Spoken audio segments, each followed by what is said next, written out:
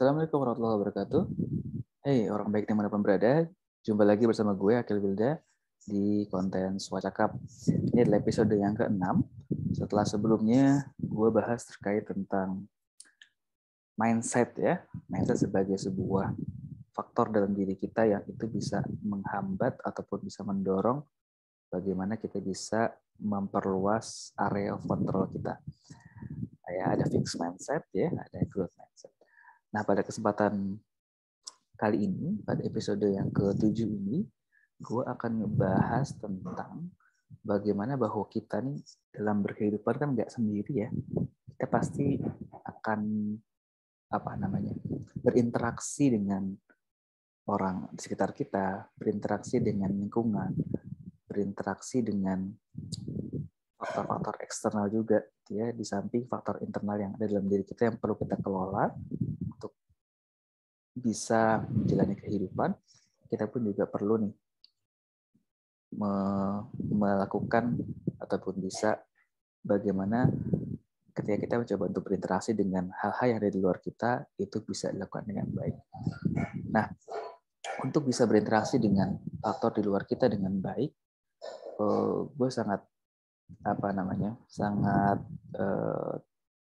ingat banget gitu ya, masih ingat banget sampai sekarang apa yang diajari oleh salah satu guru gue dulu ketika gue ikut latihan atau ikut program pembinaannya dari Rumah Kepemimpinan ya, salah satu lembaga non-profit yang memang concern di bidang pemuda ya, bidang kepemudaan dan juga bagaimana menyiapkan anak muda menjadi pemimpin masa depan, kira-kira gitu.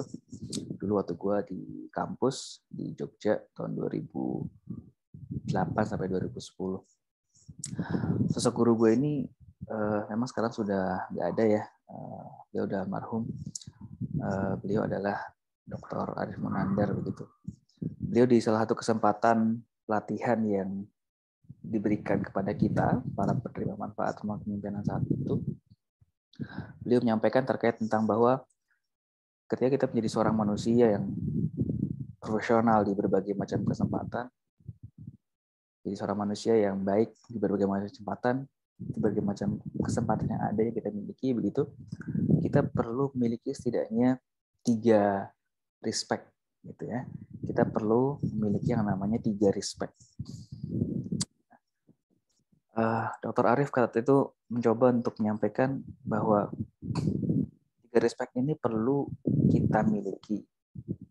Kenapa? Karena melihat bahwa kita nggak boleh ketika kita berinteraksi dengan hal-hal di luar kita, hal-hal eksternal yang ada di luar kita itu semena-mena. Gitu ya. Kita nggak boleh semena-mena. Kita nggak boleh semaunya sendiri. Kita nggak boleh meninggikan ego kita. Sehingga perlulah kita mengelola 3 respect. Nah, 3 respect ini apa saja? Nah, yang pertama adalah Dr. Arif menyampaikan respect to time. Gitu ya, respect to time. Maksudnya apa respect to time? Kita perlu sebagai seorang individu, sebagai seorang manusia menghormati ya apa yang dinamakan dengan waktu. Ya, menghormati apa yang dinamakan dengan waktu. Nah, tentu bagi kita semuanya ya, apalagi ketika kita bicara tentang di era sekarang ya, era yang begitu cepat bertumbuh, yang namanya teknologi, yang namanya kondisi eksternal itu begitu cepat bertumbuh, begitu cepat berganti dan begitu cepat bergerak begitu. Tentu dimensi waktu itu menjadi dimensi yang sangat penting untuk ditinjau begitu, untuk dikawal begitu. Karena ketika kita mencoba untuk membiarkan waktu itu berjalan tanpa ada hal-hal baik yang kita lakukan, maka kita merugi tuh. Kita merugi. Makanya ada satu adagium sangat lama yang sangat ini banget ya, yang sangat terkenal banget gitu ya, bahwa time is money begitu, bahwa waktu itu adalah uang. Ketika kita melalaikan ataupun kita tidak mengindahkan waktu ini sebagai satu resource yang kita miliki, maka ya udah kita pun akan merugi. Kaitannya adalah kerugian, gitu ya. Kaitannya adalah kerugian. Itu identik dengan ya uangnya berkurang, uangnya hilang, seterusnya. Nah, bagi gue sendiri yang kemudian coba untuk lebih melihat juga dengan value-value agama gitu ya. Dalam Islam pun juga amat sangat kemudian kita menghargai yang namanya waktu. Sampai ada surat yang memang fokus, walaupun suratnya pendek tapi benar-benar padat begitu, membahas terkait tentang waktu. Al-Asr itu sendiri. Nah, ini menjadi bukti bahwa waktu itu menjadi penting untuk kita kelola dengan baik, untuk kita manfaatkan dengan baik, untuk kita hormati. Nah, kalau kita bicara tentang konteks tadi ya, how to be a good people, how to be a professional people in every occasion we have begitu. Nah, konteks respect to time ini misalkan mudahnya adalah ketika kita make an appointment gitu ya, membuat janji dengan seorang, membuat janji dengan teman kita, dengan kolega kita begitu. Kalau kita tentukan waktu janjian kita adalah pukul 8 pagi, ya sudah. Kita pastikan jam 8 pagi itu sudah ada di tempat, sudah ready dengan segala bentuk kesiapan. Gitu ya. Sudah ready dengan segala bentuk kesiapan. Bahkan kalau bisa sebelum itu kita sudah prepare. Ya, sebelum itu kita sudah ready. Kalau janjiannya jam 8, maka kita bisa coba bentuk kebiasaan diri kita 15 menit sebelumnya harus sudah ready. 30 menit sebelumnya harus sudah ready. Sehingga apa? Sehingga kita tidak menjadi terlambat. Sehingga nggak ada lagi tuh apologi yang kita kemudian buat wajar lah orang Indonesia ini telat, wajar gitu. Enggak gitu. Kita perlu ubah mindset itu. Bahwa kita perlu menghormati adanya waktu itu. Bahkan gue sendiri udah mencoba ya sejak lama gitu ya, satu prinsip yang gue coba pakai ya dalam kehidupan gue. Gue lebih senang atau gue lebih pengen menjadi orang yang menunggu dibandingkan orang yang ditunggu, kayak gitu. Gue lebih senang menjadi orang yang ditunggu, menjadi orang yang menunggu, jadi lebih dulu gitu ya, datang misalkan ke satu tempat, satu janjian gitu, dibandingkan gue menjadi orang yang ditunggu. Sehingga jadilah kita yang udahlah, kita try to sacrifice our time ya, kita datang earlier gitu, kita datang lebih awal untuk kita bisa lebih siap-siap. Ketika kita datang lebih awal kan juga kita bisa melakukan banyak hal sebelum janjian itu dimulai, sebelum meeting itu dimulai kan gitu. Nah, inilah esensi dari aspek yang pertama ya, respect to time, di mana kita perlu menghormati keberadaan waktu itu sebagai satu resource yang itu penting, yang itu berharga. Bahkan kalau orang barat bilangnya ya tadi ya, ada idiomnya time is money, waktu adalah uang.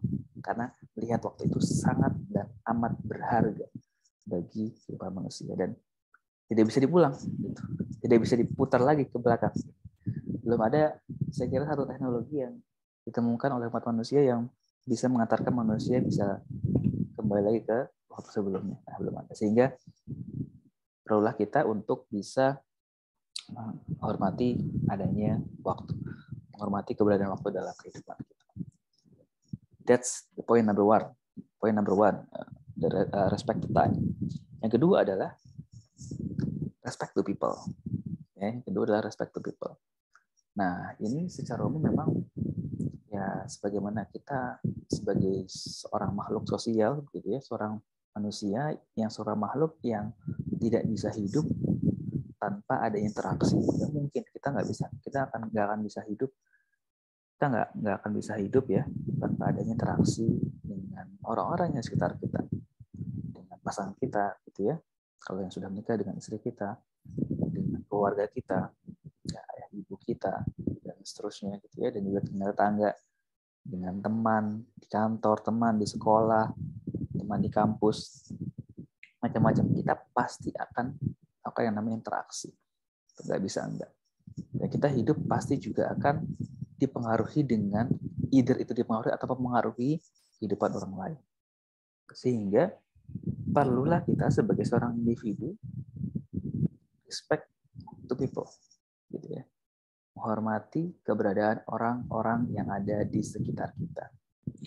Walaupun kita sama-sama memahami bahwa setiap orang tuh, setiap individu itu unik. Setiap individu itu dia berbeda. Tidak akan sama persis 100% identik, nggak akan mungkin.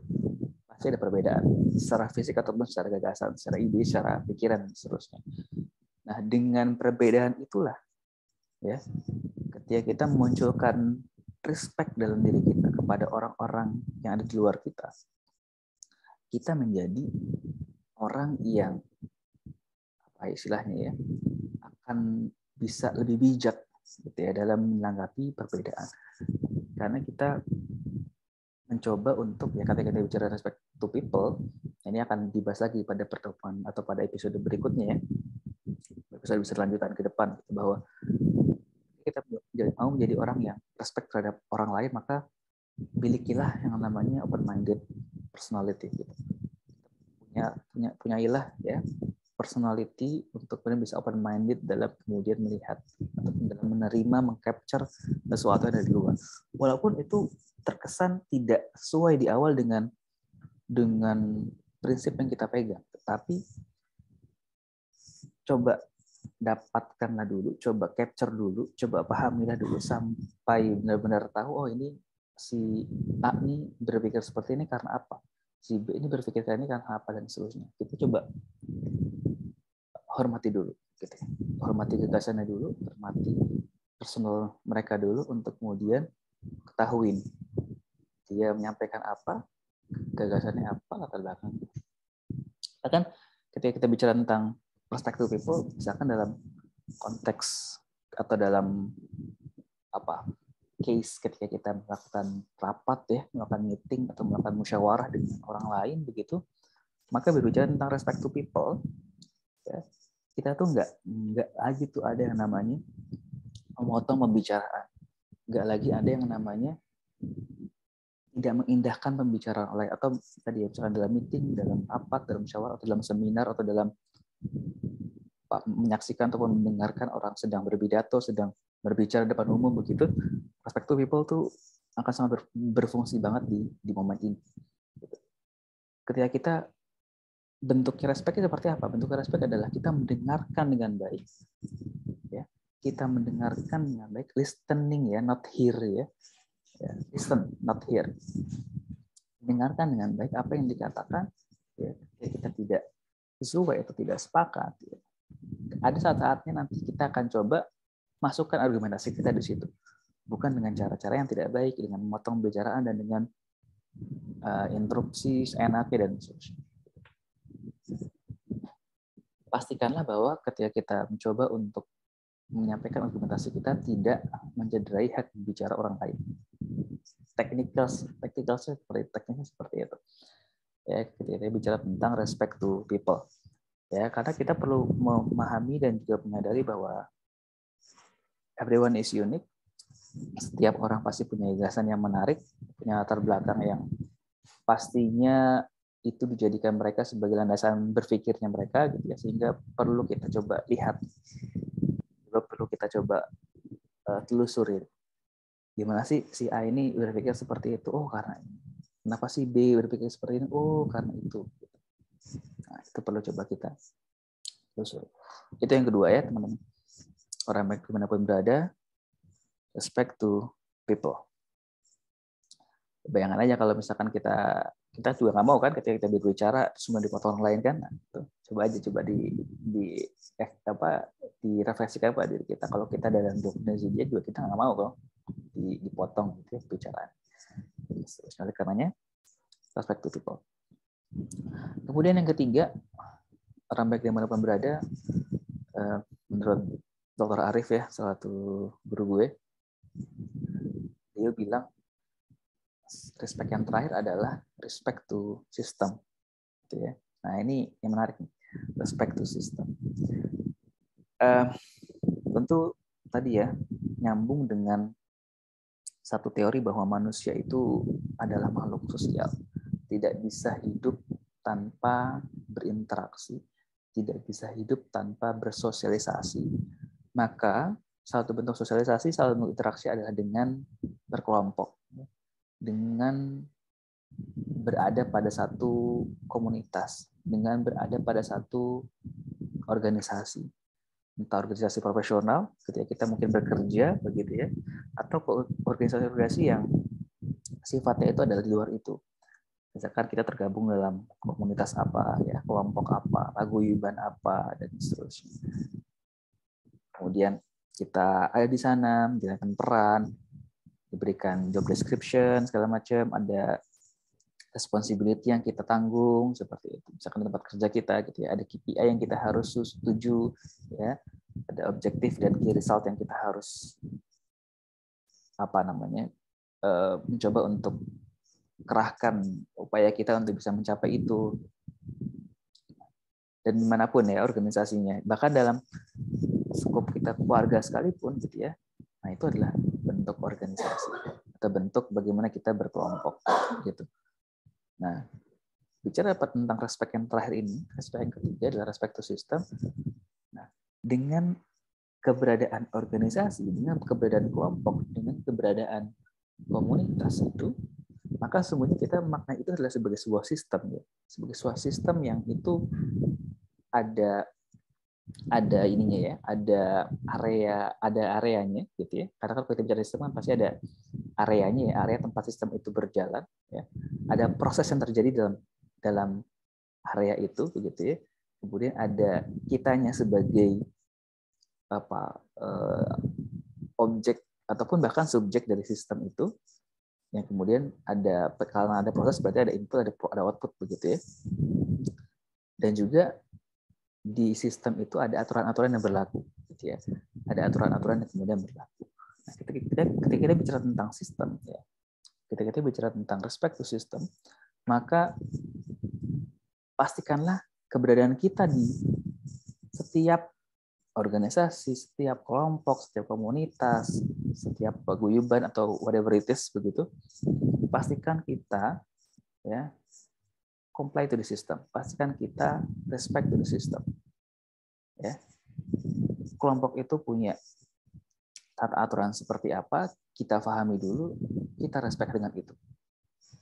Di organisasi tempat kita kerja, misalkan sebuah perusahaan misalkan terkenal, coba pahami dulu nih, perusahaan ini dia punya value apa, tata aturannya bagaimana, do and dance-nya sebagai karyawan tuh harus bagaimana. Sehingga kita perlu memahami dulu itu di awal-awal ya. Misalkan kita sebagai fresh recruiters, begitu, orang baru yang masuk, fresh grade yang masuk, kemudian juga atau bahkan orang yang baru masuk tapi dia sebelumnya udah bekerja di tempat lain juga, gitu. Nah, itu perlu tuh coba beradaptasi dengan memahami tempat yang baru yang gue masuki ini gimana nih karakteristiknya, value-nya kayak apa, tata aturannya kayak apa, masuk jam berapa, pulang jam berapa, sefleksibel apa, kalau ada tugas dan penugasan dan juga target-target itu nanti bagaimana, konsekuensi yang kemudian akan gue ambil dan akan gue dapatkan, responsibility yang gue ambil kayak gimana, itu perlu jelas dan perlu kita ketahui dulu di awal untuk tadi kita try to understand the system yang kita ada di dalamnya, gitu ya. Termasuk juga dengan ketika kita berkeluarga, gitu. Kita nanti bangun hubungan dengan pasangan kita, dengan keluarga, kemudian kita nanti punya anak dan seterusnya, bangun hubungan juga dengan anak-anak kita. Gitu. Sistem keluarga, gitu. Kita pun juga perlu, apalagi kalau kita seorang laki-laki sebagai kepala keluarga, begitu ya, perlu menegaskan ataupun menyepakati value-value apa yang kita akan bangun di keluarga kita, gitu ya. Kemudian juga hal apa yang kita akan sama-sama tuju di keluarga kita. Nah, itulah yang kita kemudian coba jadikan sebagai pegangan. Kita hormati itu. Sehingga ketika kita dapati sebuah kondisi konflik misalkan atau kondisi perbedaan pendapat dalam sistem antar orang dalam sistem tersebut, ya, kita pun lebih coba untuk mengutamakan kestabilan sistem itu untuk terus terjaga. Kalau kita punya konflik dengan orang, ya, selesaikan secara personal dengan orang tersebut. Selesaikan secara personal dengan orang tersebut. Tanpa kemudian mencederai sistem yang ada. Gitu ya. Tanpa kemudian mencederai sistem yang ada. Atau misal kita nggak suka nih dengan satu poin dari sekian banyak tata aturan yang berlaku dalam sistem itu, ya, maka pastikanlah kita tetap lagi kembali ke materi yang gue sampaikan sebelumnya, ya. Tetaplah fokus pada area kontrol kita gitu, di sistem tersebut gitu. Karena kalau kita bicara sistem kan itu sudah sangat complicated, ya, mekanistik gitu. Ada sebab akibat di situ, hal ini mengakibatkan itu, hal yang ini mengakibatkan hal yang lain, dan seterusnya. Itu akan saling berhubungan dan sangat mekanistik sekali. Sehingga ketika kita merasa nggak suka atau nggak sepakat dengan satu hal dalam sistem itu, maka yang kita lakukan haruslah fokus aja pada area kontrol kita. Kita di titik apa, punya peran yang bagaimana, punya responsibility yang seperti apa, punya tanggung jawab yang seperti apa. Nah udah, kita fokus di situ aja. Fokus di area yang bisa kita kendalikan saja. Sembari sedikit demi sedikit mengubah kultur yang mungkin kita anggap nggak baik, ya. Mungkin kita anggap baik, dan juga kita anggap nggak baik pun juga itu sebenarnya perlu divalidasi, ya. Apakah emang itu benar-benar karena memang kalau misalkan di survei ke teman-teman lain kita juga merasa hal yang sama. Nah kalau misalkan merasa hal yang sama, berarti memang itu adalah beberapa poin dari sistem yang memang perlu harus dirubah. Mungkin waktunya saja belum mengubahnya gitu. Mungkin kebijakan di sistem tersebut belum bisa untuk mengubahnya secara total, ya, atau secara penuh gitu. Ya udah, ketika belum bisa seperti itu, ya udah, kita dulu nih, misalkan kita masih sebagai staf, masih sebagai kepala bidang, masih sebagai kepala divisi, kepala departemen apa gitu, ya udah, kita fokus di situ. Kita fokus tugas kita fokus peran kita sebagai ketua divisi. Ya bolehlah sekali-kali mengusulkan, boleh sekali-kali berpendapat gitu. Tapi at the end, ya, mekanisme sistem itulah yang kemudian akan menjadi penentu pada akhirnya. Nah, dan kita tidak bisa force too much begitu, ya, menekan dengan berlebihan gitu, sistem yang ada gitu. Karena ini menarik juga nih. Lu pernah dapat satu